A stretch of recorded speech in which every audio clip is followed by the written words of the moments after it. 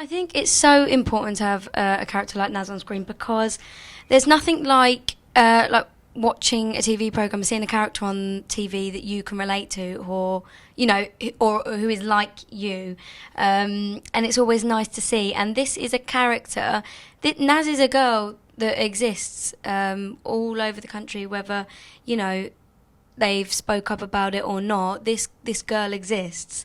But it hasn't really been done properly on TV before. So it's really important because it normalises it. And, the bottom line is Naz is a girl who wants to find love and wants to be happy. That is the bottom line, without everything that goes with it. But, why shouldn't that be, on TV? I was a bit nervous because I didn't know how people were going to react because it was so different. But I've had girls literally come up to me, like real life Nazes, come up to me and literally say thank you for doing this story because, it means a lot to me, or this is what I'm going through and I haven't told my parents. Or there was one said that they came out to their mum after they'd seen it, and that one was a big wake up call because I was like, oh my God, this is actually reaching out to people in a way that I didn't even prepare myself for. So you're doing something for the greater good when you hear from people like that. I literally just I was 8 and my granddad was like, you need to start doing something on a weekend that you enjoy. What do you want to do? I said, I'd kind of like to do acting classes, but I didn't know where to do them. And so I literally just went to a little Saturday school around the corner from where I lived.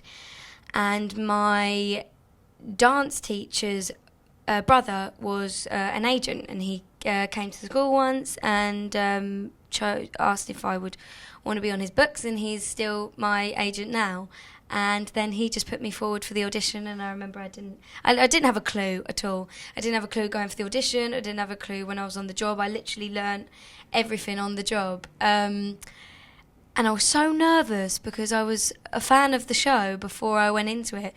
So I remember the first time I met Danny, and me and all the other kids who were the new cast were all in the same boat, and we were like, oh my God.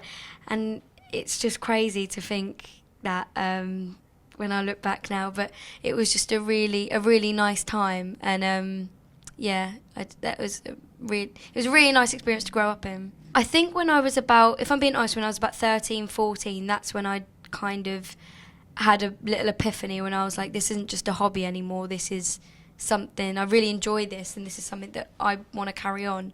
But I learned everything from people on the job. I literally had no TV experience at all. So I do feel, because I was thrown into it, you have to learn and you have to pick things up quickly, which has helped me since, because now I think I pick things up quickly because of that experience. No one's career is the same in this industry. Some people go to drama school and then get a job. Some people, like in Ackley Bridge, some of the cast were literally street cast. And it's just different all the time. So I would say do some acting classes as long as you enjoy them. Just make sure whatever you're doing, you're enjoying it. And if it's meant to happen, then things will fall into place if you work hard. I didn't really like school. No, I didn't enjoy school, I think, because I was like 6 months filming the whole way through secondary school and then 6 months back in school. So I did most of my hard work in tuition in between scenes.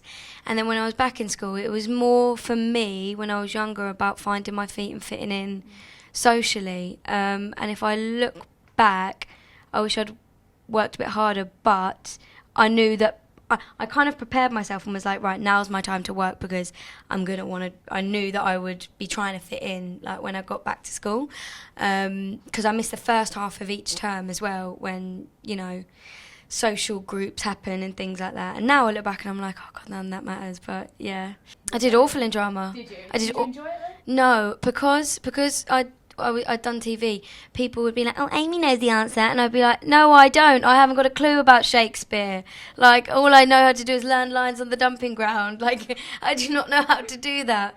So yeah, I kind of went into myself and didn't want to try hard because people were a bit funny about it in school. I'd say you need to ask yourself how you learn things, because if you're like me and you learn, you can remember information and work hard under pressure and work well under pressure.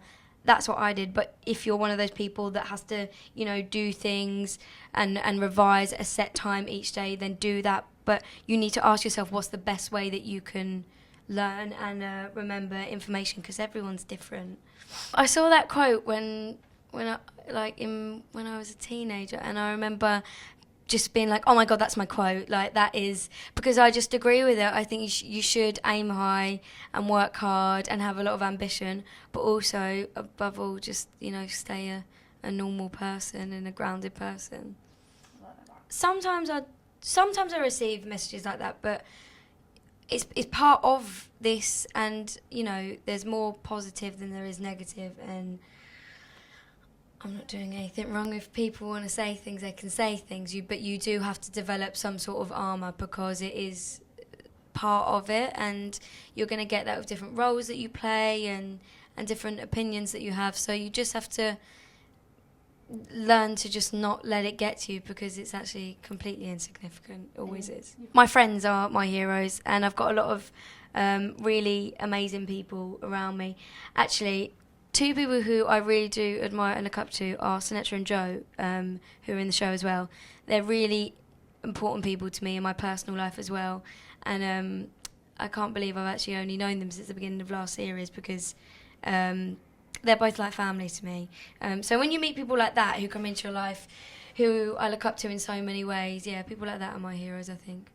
I just at work I was, because, like I said, when we started out, we were all in the same boat. But just going back to school, I keep in touch with my two best friends, Lauren and Abby. But when you're younger and you miss the first half, and, it's all about fitting in socially. When I look back now and I say to my little sister, this is going to be so insignificant to you in just a couple of years. But right at that time, it feels like the biggest thing in your life. So I think I worried too much about fitting in. I shouldn't have. I should have just enjoyed being in school and being around people, because it's the only time, unless you do like uni and things like that, it's the only time you're ever going to be in a situation like that. But apart from that, no. I felt lucky to have 6 months doing what I was doing, So, yeah. Start of a new job, oh my God, yeah, I get so nervous. How do you deal with that? I don't know. I remember I was on this job once and everyone was lovely on the job, and I don't know why I got like this, but I used to have to go to work an hour before and sit in a coffee shop every day for 4 months, sit in a coffee shop before and just kind of have a word with myself, and it sounds crazy, but remind myself that I was lucky and I was worthy enough to be there, because sometimes I feel like I can't actually believe that I'm still doing what I'm doing. I literally just have to have a word with myself, or talk to people whose opinions that I really value and respect around me. People like Sinatra and Joe were people that, if I was feeling like that now, I would turn to. I think it happens, and those people who, understand that, I'm moving to Halifax for 6 months, and the people that that come up and see me, and you make the effort to go down and see them, you know who your real friends are, and as you start to get a bit older, you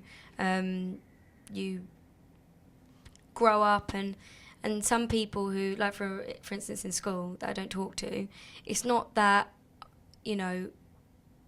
I don't like them anymore, they don't like me. You just kind of grow up and grow apart from people, and it's okay. But yeah, and I meet loads of people on jobs as well. So most of my friends actually work in the industry, say on costume or makeup or runners, because those are the people that I've been around most of forever, really. Yeah. I really don't know. It would have been something to do with the industry, I would have liked writing and things like that, and I think writing is what I would have ended up doing. I liked it in school, and I still do it in my spare time, so yeah, I think it would have been something along those lines. I don't think anyone's normal. What is normal? I don't really like that word. I think everyone's a bit wacky and everyone's a bit out there, and that's what's great about People. Normal for me is a bit boring, so, you know, what is normal? I don't think anyone is. Right now, I'm really looking forward to taking a break. That's the beauty of this industry. You can be, like, solid. I've been, like, solid for a year and a half now, and I can't wait to just, like, have a little break and see my friends and see my brothers and sisters. And, yeah, and... you know, audition and see what comes out next. Naz does find love somewhere in the series, which I was really, really happy about. And the girl who comes in is a really, really great actress and a really lovely girl. And it's just the episode and the story is written really beautifully, and it's a really nice love story, which is, you know, the bottom line, what it is. So, yeah, and she loosens up, starts to have a bit more fun. And, yeah, her and Missy are strong till the end.